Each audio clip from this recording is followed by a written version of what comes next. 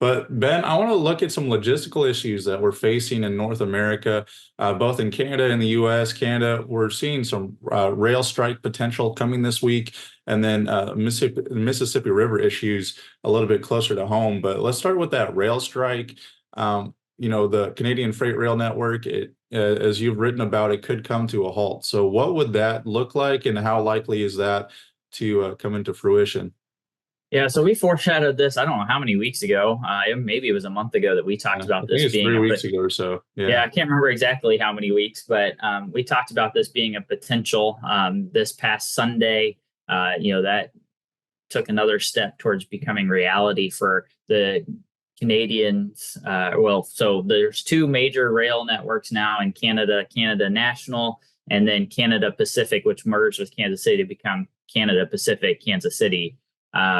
Both of them have rail networks in Canada as well as the United States. The Kansas City Canada Pacific network also includes some operations in Mexico.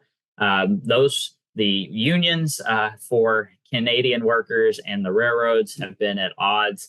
And on Sunday, the railroads announced a potential lockout, or that they were moving forward with a lockout this coming Thursday. So it could halt rail traffic. Again, this is a period of the year where a very large spring wheat crop is coming on the market, not only here in the upper plains of the United States, but in the prairies of Canada.